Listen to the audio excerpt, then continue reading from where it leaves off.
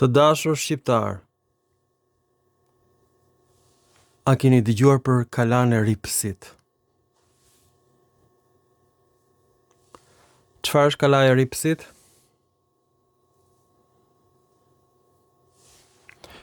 Është një kala e cila gjendet në Sarand, në kufi me Greqinë. Kush e ka zbuluar këtë kala të jashtëzakonshme? E ka zbuluar Dhimosten Budina, arkeolog shqiptar, në vitin 1962. Dhe Edmond Budina ka qenë tmerrua nga ky zbulim, saqë ai u arratis për në Moskë. Ai kujtoi se shqiptarët do hakmereshin për atë që bëri.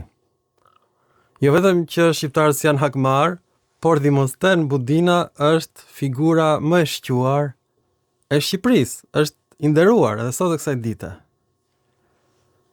Merri me mend habin e tij të madh. Ai kujtoi se ne do t'i bënim ndonjë gjë të keqe atij. Por shqiptari është kaq koktrash sa që se kupton çka ka ndodhur. Jo vetëm që ai zbulon në vitin 1962 kalan e ripsit në Sarand, por ai, Dhimosten Budina, bind arkeologët shqiptar, familjen Ceka, që të botohet revista Iliria, titulli së cilës do të ishte Hyllyria. Ky është emri i vërtet i Hyllyrisë, i cili vjen nga Hylos, do të thot sy shtrembër në greqisht, është sharje për Hyllyrët. Dhimosten Budina thot t'ja vëm emrin Iliria, që është shqipërimi i fjalës Hyllyria, që është fjalë greke. Hyllyrët kishin emër grek. Edhe emrat e fisëve Hyllyre janë të gjitha në greqisht, që i kam zbuluar unë në vitin 2020, pa ditur gjë fare për Dhimosten Budinën. Madje unë kisha dëgjuar për gazetën Iliria, por nuk kisha patur mundësi ta lexoja më përpara, sepse kjo botohej me një tirazh shumë të vogël vetëm për të huajt. Dhe në bibliotekën kombëtare po të doje ta gjeje nuk e merrje dot. Të gjithë ata që kanë studiuar në Shqipëri e dinë që duhet kishe mik në bibliotekën kombëtare dhe kishte libra që nuk i merrje dot. Pikërisht gazetën Iliria nuk e merrje dot. Vetëm numrat e parë janë bler, pastaj të tjerët ishin si gjysmë të fshehtë. Botoheshin vetëm për studiues të huaj. Kjo revistë është botuar shqip-frëngjisht, pra është botuar për të huajt. Gjithmonë. Ky ka qenë qëllimi. Pra, Dhimosten Budina zbulon kalan e bukur ilire, ashtu shkruan ai në shkrimet e tij, pastaj gjatë përshkrimit të kalas, përshkruan elementet helene të kalas, sepse ashtu janë. Mënyra e ndërtimit të kësaj kalaje është e ngjashme me kalat të tjera në Greqi dhe kalat e ngjashme në Shqipëri, përfshi dhe kalan e gjetur në Tropoj. Do ta shikoni këtë film të jashtëzakonshëm, ku është gjetur monedha Apollo Moskinion, që do të thotë Apollo i lëkurës së Viçit. Ky ishte emri i ginekologut të parë grek. Është shumë i famshëm. I gjetur në Tropoj. Tani pse u gjetën monedha greke? Pse nuk ka monedha persiane në Tropoj? Pse nuk ka monedha akadiane në Tropoj? Pse nuk ka monedha siriane në Tropoj? Pra nuk kanë që vetëm grekët ata që prodhonin monedha. Përse ka vetëm monedha greke në Shqipëri? E keni pyetur ndonjëherë veten tuaj? Dhe tani është gjetur në kalan e ripsit amfora me mbishkrime greke. Po do thoni ju, ne i kemi marrë këto amfora nga grekët, i kemi bler. Po monedhat që përdornin ilirët në kalan e ripsit, me qira fjala Sarand vjen nga fjala 40 e greqishtes, o kokëtrash, do të thot 40 shenjtorët. është emri i Sarandës. Dhe krahina e Sarandës, sipas Dimosthenë Budinës, e ka emrin krahina e theologut. Ai e shkruan në shqiptimin grek. Shqiptarët i kanë thënë teologut. Vjen nga fjala theos, Zot, dhe logos, fjalë. Fjalë për fjalë, fjala e Zotit, do të thënë Bibla. Kjo është emri i krahinës së Sarandës. E dini apo s'e dini? Dhe emri i dytë është 40 shenjtarët. Po ashtu nga Bibla, emri i Sarandës. Saranda do të thotë 40 në greqisht. Dhe unë kam thënë gjithmonë të heqim emrin Saranda 40 dhe të vëmë emrin 40. 40 shenjtarët në Shqip. Ai ka gjetur shumë monedha në Kalan e Ripsit në vitin 1962 dhe ka gjetur 3 monedha që ishin nga Epiri, nga lidhja epiriote. Dhe në këtë monedha është figura Artemisit, është figura e Zeusit, janë perëndit helene, jo shqiptarët, që të gjitha. Dhe shkrimet janë helenisht, dhe në një nga këto monedha dallohet qartë Zeusi i Foinikasve. Tani ky emër është shumë i ngjashëm me emrin e Fenikasve. Por emri Fenikasve, sipas dokumenteve egjiptiane, vjen nga fjala punt në gjuhën semite. Ata thonë është e lidhur me fjalën e ngjyrës së kuqe që ata përdornin si hormon dhe ngjyrë të kërmive të detit, molusqeve të detit, për të ngjyrosur pelerinat e perandorëve dhe njerëzve të shquar me ngjyrë të kuqe. Dhe këto molusqe kishin një erë kaq të rënd, saqë këtë punë e bënin vetëm sklevrit. Pra ilirët merreshin me ngjyrosjen e pelerinave. Dhe një pelerinë e tillë është gjetur në Dibër nga hajdut të Dibran që e lanë, kujtonin se ishte e pavlefshme. Kjo është pelerinë perandori. Është varosur një perandor romak në Dibër. Dhe vari është me pllaka në helenisht, të vjedhura nga tempu helen në Dibër, e cila quhej Penestia, në greqisht do thot skllavëria. Emri i Dibrës vjen nga Debora, personazh biblik, do thot bleta në gjuhën siriane. E kuptoni apo jo? Emri i Dibrës është vendosur nga helenët. Dhivra në greqisht. Dhe në Tropoj janë gjetur pra vendbanime helene, me monedha helene mbi shkrime helene. Në Tropoj, në malet e Tropojës. Ky është numri i parë i gazetës Iliria ose Hillyria. Shikoni vetë se është shumë e dhimbshme. Pra, Dimosthenë Budina e nis artikullin me emrin Hillyria, por pastaj është i detyruar të thotë që këto janë elemente helen të gjetura në Tropoj, në Hellad, kalat të tjera helene, që të gjitha, me mbishkrime helene. Pse nuk kishte mbishkrime romake, vetëm helene? Pse nuk kishte mbishkrime perse, akadiane, e tjera, e tjera? Pra, Dimosthenë Budina iku nga Shqipëria me paranojën e tmerrshme se do i bënin ndonjë gjë të keqe. Jo. Kalan e parë që zbulon ai në Sarand, në krahinën e theologut, kjo është kala helene. Para i thotë është ilire që t'i bindi shqiptarët të botojnë revistën Iliria.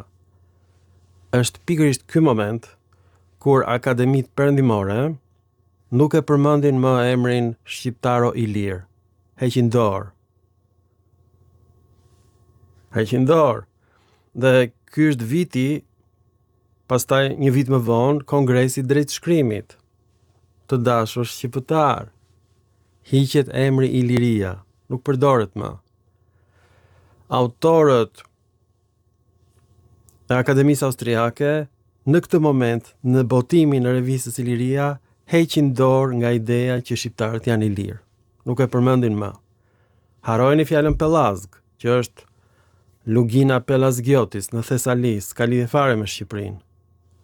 Por në Shqipëri edhe vetë emri Ilir konsiderohet emër helen dhe të gjitha qytetet ilire u kuptua nga revista Iliria që ishin helene. Sepse vendi i Shqipërisë ishte izoluar, nuk kishin kontakt me materialet gjuhësore të gjetura në kështjellat ilire austriakët. Pra kur lexuan në revistën Iliria u tmerruan dhe hoqën dorë.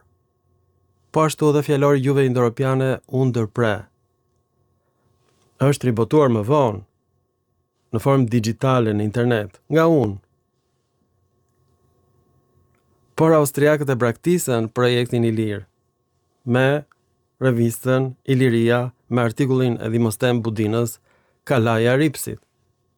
Ky ka qenë ai momenti i parë, numri i parë revistës, që unë e kam në kompjuter. E kam mbledhur çdo numër të kësaj reviste dhe do t'ju tregoj juve ta shikoni se si Dimosthenë Budina i mashtroi shqiptarët dhe pse ai u arratis në Moskë. Të dashur shqiptar, kjo e ka përcen çdo lloj imagjinate njerëzore. Lexojeni ngadal artikullin, ai e nis me emrin Iliria, kështjellë ilire, një lloj si në Eritan Ceka. Ideja është që këto janë kështjella ilire. Pra ky është në kufi me Greqinë, edhe sot e kësaj dite atje është në krahinën e Theologos, sipas Dimosthenë Budinës, ose teologut në Shqip, që do thot fjala e Zotit.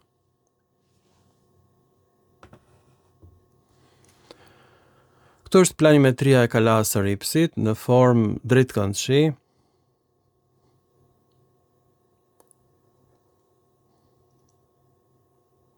Lexojeni me vëmendje, shikoni këtë film disa herë,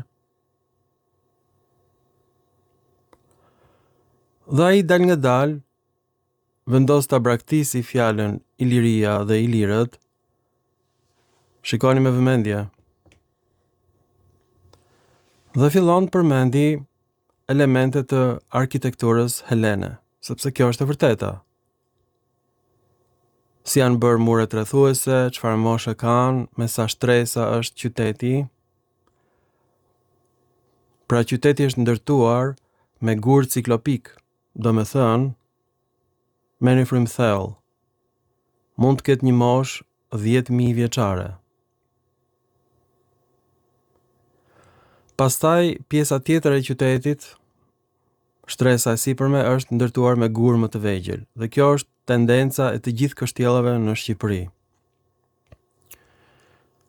Në bazë janë mure ciklopike, qytet i vjetër, i periudhës shumë të lashtë, në vitet 10.000 para erës sonë, ju betohem, pastaj janë gurët më të vegjël. Kështjellat të tilla janë gjetur jo vetëm në Shqipëri me mure ciklopik, por janë gjetur në Kinë, janë gjetur në Australi, janë gjetur edhe në Meksik. Por në Shqipëri janë kudo me gur ciklopik.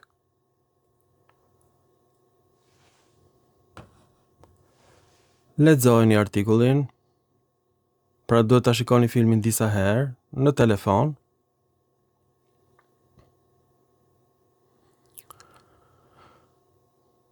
Dal nga dal, ai fillon dhe përshkruan elementet të arkitekturës helene.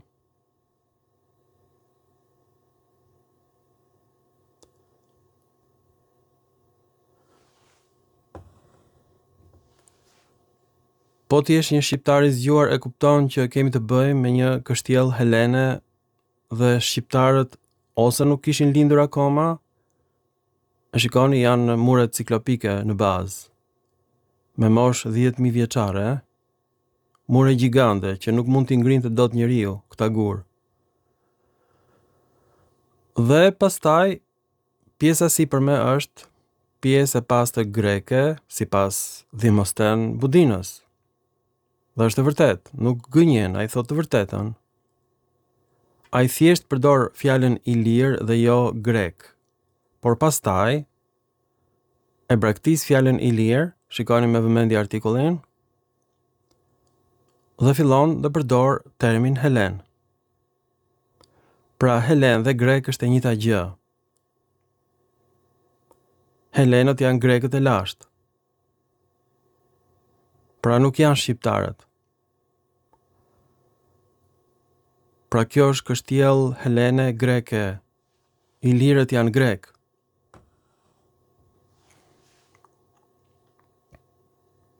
Tani do bindemi pse ilirët janë grek. A i vëre ngjashmërinë e kësaj kështjelle me kështjellën e gjetur në Butrint, tek muret e Butrintit, muret ciklopike. Dhe ai është i sigurt që Butrinti është qytet grek. Dhe me qira fjala, ai e krahason dhe me Antigonën, që gjeti në Gjirokastër. Pikërisht, Dhimosten Budina.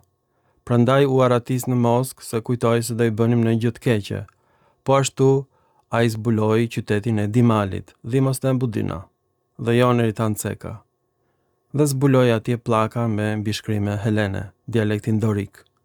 Neve na duket si dy male, ndërsa në gjuhën helene kjo është dy fijet e leshit, ose dy gërshetat, ose dy vrimat e leshit.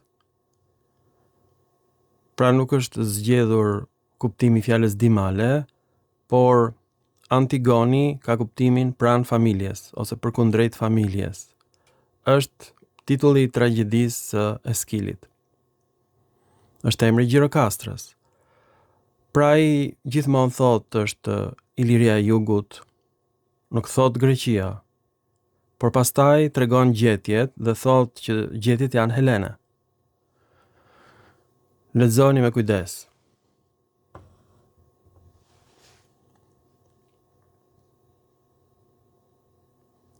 Ai thotë që të gjitha zbulimet janë zbulime të periudhës së kulturës helenistike. Pra çrëndësi ka se çfarë emri i vëti. Këto janë vendbanime greke, pik. Prandaj ai u tmerrua kaq shumë dhe iku në Moskë, duke kujtuar se ne do t'i bënim ndonjë gjë të keqe. Dhimosten Budina është njeriu më i nderuar në Akademinë e Shkencave të Shqipërisë, edhe sot e kësaj dite. Këto janë zbulime të tjera që përkojnë me zbulime të gjetura në Mat, në Durrës, që ai e quajnë Dyrah, është emër grek, dhe emri i Durrësit. Edhe emri Dimalit është emër grek, sepse është në greqisht Dimallatan, nuk është në shqip, dhe këtu ai tregon monedhat që janë me mbishkrime greke. Dhe shi çfarë zbulimi bën ai. Gjen emrin e Koinon, Foinikaion. Ç'është kjo? Është Koinea e Finiqit në numër shumës gjinore. Në shqip kjo do të ishte Koinea Foinikave. Mirë po, këto mbishkrime nuk janë shqip.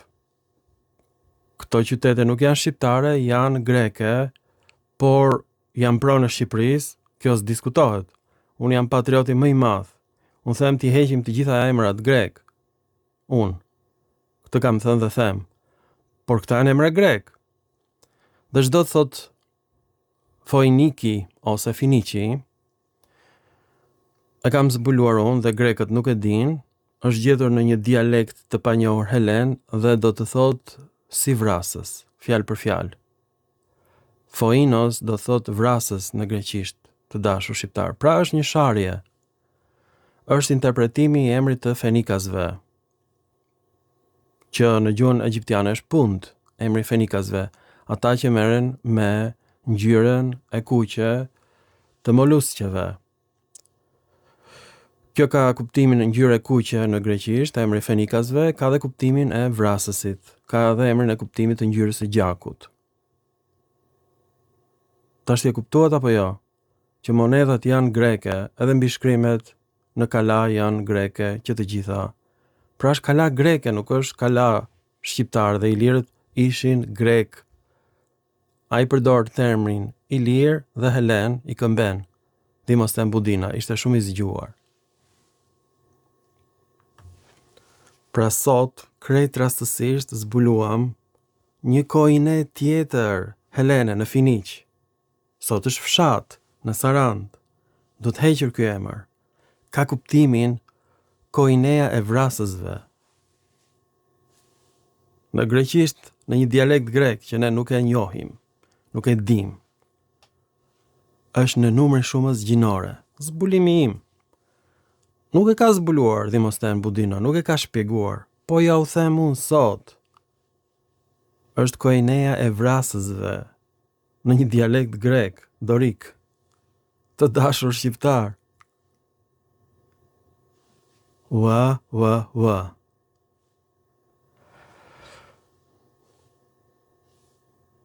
Pra e gjitha unë sot, emrin e Finiqit, krejt pa dashje, gjatë regjistrimit të filmit, pra të zot që është në qiell, pra të zot.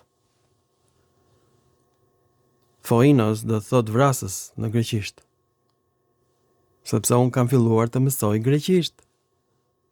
Dhe shkaku u bë pikërisht familja ime e cila filloi të tallet me mua që unë botoj fjalorin e gjuhëve indo-europiane dhe thot, po ti nuk ke lexuar veprat e Homerit, do me thënë që ato janë shqiptare. Pasi lexosh Homerin, hajde dhe diskuto me neve që pas ke bërë këto zbulimet e tua. Cili është ndryshimi i familjes time me familjen e Demosthenes Budinës? Familja e Demosthenes Budinës i thot, bravo të qoftë. Ja u bëre mirë shqiptarëve.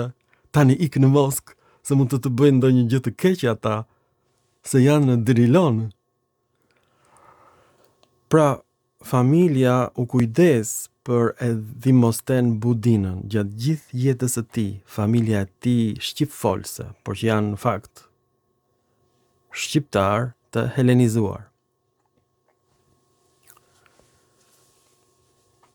Demosthenes Budina nuk e dinte se çfarë kishte zbuluar.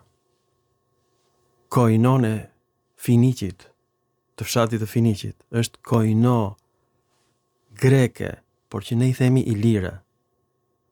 Ilirët e jugut. Të gjitha këto kështjella dhe ajo e gjetur në Tropoj, e botuar në këtë numrin e parë të revistës së Demosthenes Budinës, ai është ideatori i kësaj reviste. Dhe ç'bën ai?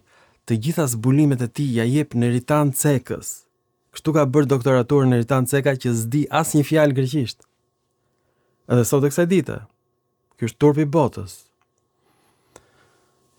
Dhe në Ritan Ceka del në televizion dhe thot që ne jemi pellazg dhe ka bërë me ndihmat e komunitetit evropian,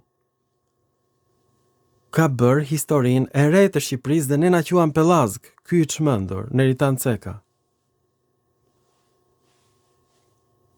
Këto zbulime janë zbulime greke në Shqipëri, në Tropoj, që o tregova në një film të mëparshëm. Kalaja e Ripsit në Sarandë, të dashur shqiptar, është kala greke.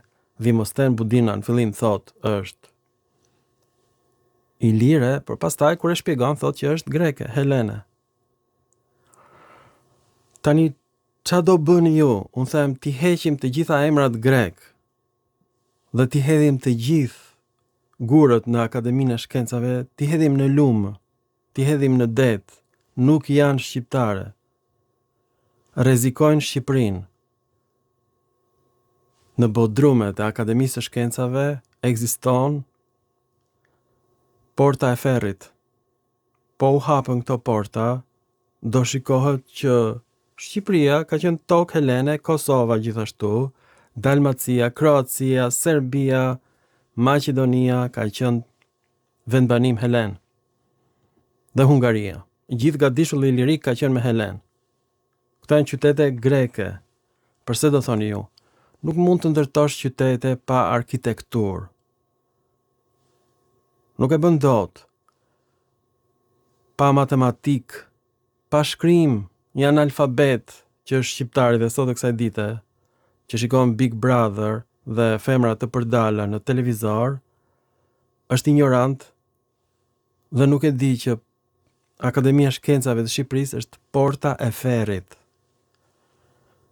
Dhe po dolën këto dokumenta që po dalin, dhe kanë dalë në universitetet amerikane, vërtetojnë që këtu kanë banuar helen dhe jo shqiptar.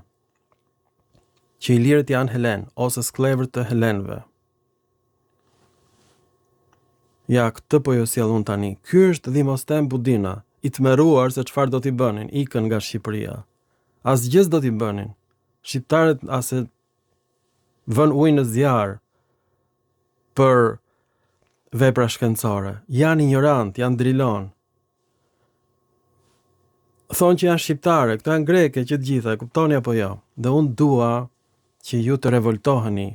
Unë dua të filloj revolucioni i vërtet, sepse në dhjetor, revolucioni im, ky nuk është revolucion. Ky është shkatrimi i Shqipërisë, unë këtë nuk e dija. Ne do të bëjmë një revolucion intelektual, pa demonstrata në rrugë. Ne do të bëjmë një mbledhje intelektualësh në televizionin shqiptar, të sënduar nga grek. Dhe të diskutohet çdo numër i revistës Illyria.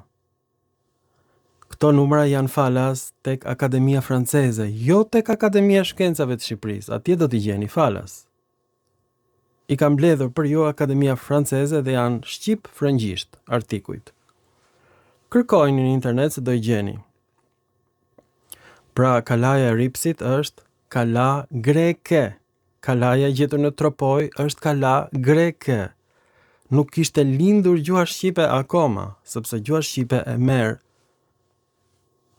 gjinoren shumës nga serbishtja. Në shqip ulk, shumës gjinore ujqeve.